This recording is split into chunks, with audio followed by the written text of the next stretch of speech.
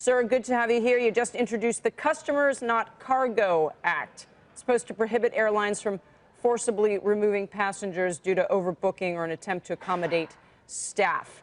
I get why you might want to do this, but does it happen that often that you think there now needs to be a law? Oh, I think that this incident exposed the need for this to be a backstop in law. Obviously, we'd like to see the airlines do this on a voluntary basis. But even the CEO's comment, the CEO of United Airlines simply said that he wasn't going to get the police to forcibly remove passengers from a plane. The root of the problem here is that currently airlines, most people don't realize this, I didn't, but airlines have the right to remove someone forcibly from an airplane for reasons that have nothing to do with safety, but have to do with overbooking. And it's my view that the airlines should bear the financial risks of their own overbooking.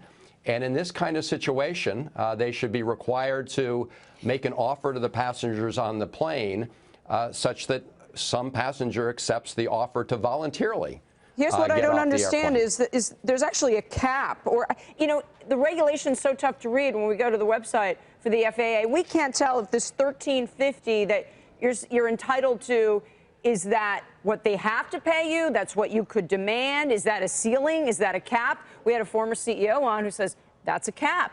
And you read it and you say, well, no, maybe it's a minimum. Maybe they could offer you more. I mean, to what degree have the regulators been part of the problem here?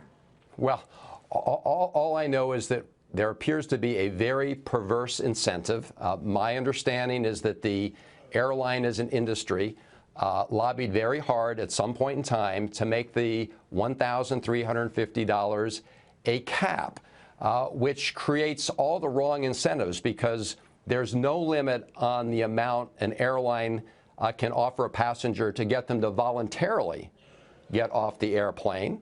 And yet, if they decide to forcibly remove a passenger from the airline, the most they can apparently pay under these regulations is $1,350. And why did that happen, do you think? Why do the regulators bow to that? You know, economists have a theory. It's called regulatory capture.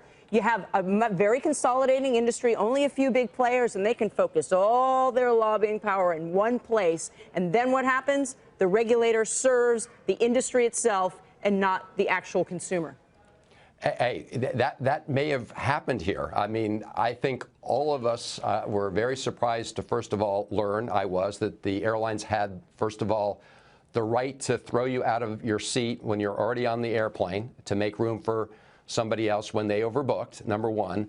And number two, to discover that they were actually better off financially from throwing you off the airplane rather than trying to reach a bargain with you. Now, in most cases at the gates, what airlines will do is offer people incentives, and usually they are able to offer people an incentive worth less than $1,350 for people to voluntarily change their flight. But if they don't get that volunteer, again, they're apparently capped at this $13.50 compensation right, yeah, we all level. found it extraordinary. Tyler has a question, so we really want to get him in here. Yeah. Senator, I've talked before, and I want to put your hat on as chair of the Democratic Senatorial Campaign Committee for 2018. I think a lot of people would say if the Democrats want to do something or they want to have strength back, you guys got to win some ball games here. How are you going to do it? Oh, you got to win some elections, not just at the national level, but in state houses where the districts are drawn. Oh, there's no doubt about it that Democrats have to work at every level, local, state, and federal. As you well know, there's a whole lot of political energy now throughout the country. We just saw in the state of Kansas what turned out to be an unexpectedly close congressional election. I mean, this was a congressional seat that Donald Trump won by over 30%. In this case, the Republican won by just 54 to 46% against a professor whose main constituency started out as the kids in his classroom.